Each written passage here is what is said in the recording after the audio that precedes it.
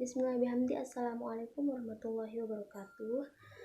Alhamdulillahirrabbilalamin. Puji syukur kita ucapkan kepada Allah Subhanahu wa Ta'ala yang sampai detik ini masih memberikan kita semua nikmat sehingga kita semua bisa beraktivitas sebagaimana biasanya.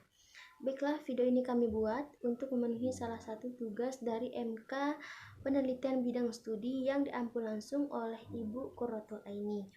Nah, pembahasan kita pada video kali ini yaitu mengenai penyusunan proposal PTK, di mana pemateri pertama di sini adalah saya sendiri, Ilpa, yang akan menyajikan mengenai komponen penyusunan proposal PTK. Baiklah, adapun komponen dari penyusunan proposal PTK itu yang pertama di sini ada pendahuluan. Nah, di dalam pendahuluan ini terdapat latar belakang permasalahan, terus permasalahan penelitian, cara pemecahan masalah, rumusan masalah, serta tujuan dan manfaat dari penelitian itu sendiri. Baiklah, komponen yang kedua di sini adalah latar belakang permasalahan.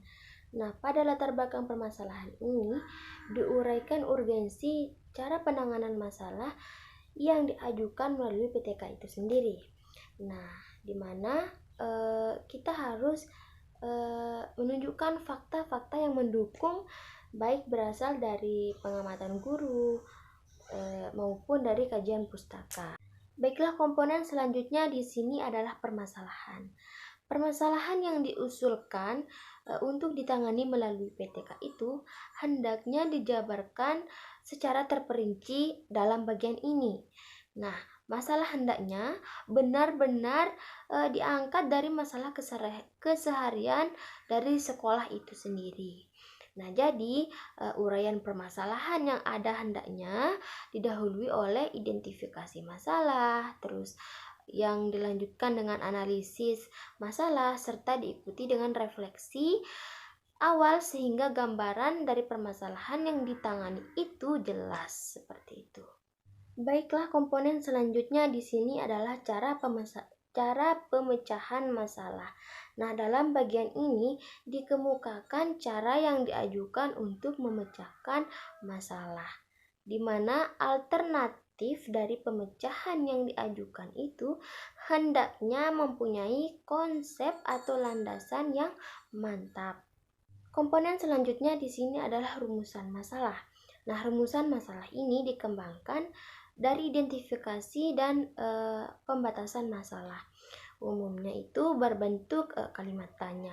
Nah, kalimat tanya pada rumusan masalah lebih terperinci karena telah melalui identifikasi dan pembatasan masalah. Nah, jadi kualitas penelitian sangat dipengaruhi oleh kualitas jawaban, bukan hanya banyaknya rumusan masalah. Nah, rumusan masalah akan dipakai sebagai dasar untuk penentuan teori yang akan digunakan. Selain itu, juga sebagai arah dalam menentukan judul penelitian, sebagai arah dalam menentukan metode penelitian, dan sebagai arah dalam menentukan jenis penelitian yang akan kita teliti. Setelah komponen selanjutnya adalah tujuan serta manfaat dari penelitian. Nah, adapun tujuannya yang pertama di sini adalah memperbaiki dan meningkatkan mutu praktik pembelajaran yang dilaksanakan oleh guru demi tercapainya tujuan dari pembelajaran itu sendiri. Adapun manfaat penelitian itu antara lain di sini adalah menghasilkan laporan-laporan PTK yang dapat dijadikan bahan panduan guru untuk meningkatkan mutu pembelajaran di dalam kelas, seperti itu. Baiklah, mungkin cukup sekian yang bisa saya paparkan dan akan dilanjutkan oleh pemateri kedua atas nama Fatmawati. Kepadanya disilahkan. Assalamualaikum warahmatullahi wabarakatuh. Terima kasih kepada saudara moderator yang telah memberikan saya waktu untuk melanjutkan materi tentang penyusunan proposal penelitian tindakan kelas. Di dalam penyusunan proposal penelitian tindakan kelas ini, kita harus menulis kajian pustaka.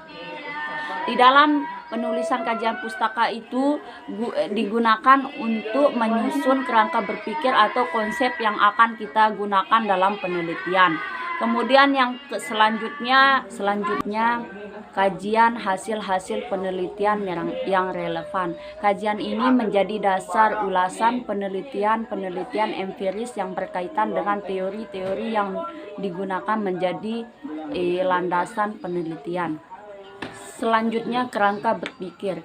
Kerangka berpikir ini sebaiknya menggunakan acuan-acuan yang berhubungan dengan permasalahan yang akan diteliti. Dan selanjutnya itu hipotetis. Hipotetis itu berdasarkan rumusan masalah, kajian pustaka, serta kerangka berpikir sehingga bisa diturunkan hipotetis. Selanjutnya itu menulis rencana penelitian. Sebelum kita melakukan penelitian itu, kita harus kita harus membuat rencana penelitian terlebih dahulu agar penelitian yang akan kita lakukan itu terencana. Yang perlu direncanakan dalam penelitian itu yang pertama subjeknya. Subjek dalam penelitian itu harus jelas siapa saja yang akan terlibat dalam penelitian kita. Kemudian selain subjek, kita harus menyiapkan atau merencanakan variabel yang akan kita gunakan di dalam penelitian tersebut. Selanjutnya, data dan cara pengumpulannya.